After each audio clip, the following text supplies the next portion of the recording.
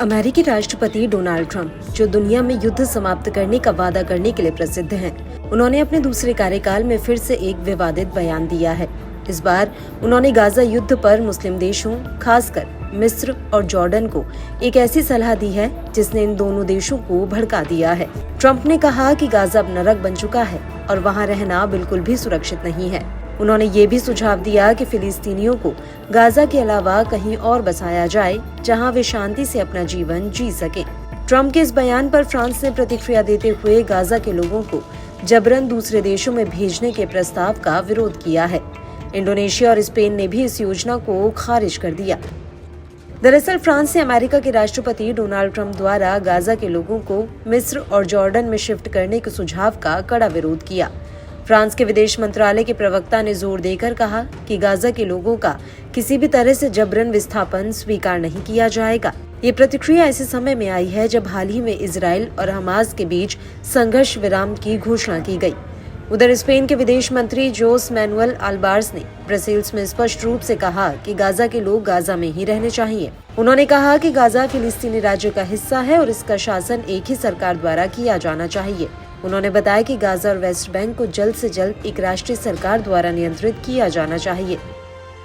खास बात यह है कि इंडोनेशिया का नाम उन संभावित स्थानों में से लिया गया था जहां गाजा की 20 लाख आबादी को शिफ्ट करने का प्रस्ताव दिया गया था। हालांकि इंडोनेशिया के विदेश मंत्रालय ने स्पष्ट रूप से इस प्रस्ताव को खारिज कर दिया।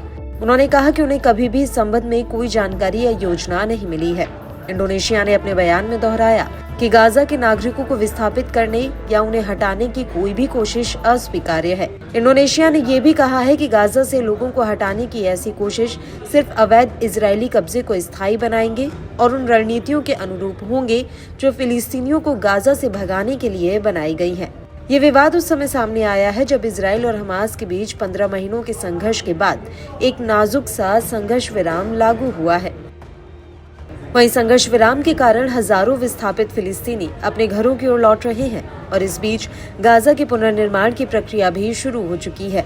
इस हालात में गाजा से नागरिकों को शिफ्ट करने का विचार न सिर्फ अंतर्राष्ट्रीय स्तर पर विवाद का कारण बना, बल्कि मानवीय नजरिए से भी सवालों के घेरे में है। फ्रांस ने गाजा के लोगों को जबरन दूसरे देशों में भेजने के प्रस्ताव का विरोध किया। इंडोनेशिया और स्पेन ने भी इस योजना को खारिज किया है। बीते दिनों राष्ट्रपति ट्रंप ने कहा था कि उन्होंने जॉर्डन और मिस्र से बात की है और गाजा के लोगों को वहां शिफ्ट करने पर चर्चा की है। ट्रंप का प्रस्ताव अब ऐसे समय में आया है जब नाजुक संघर्ष विराम के बीच फिलिस्तीन के लोग अपने घर लौट रहे हैं।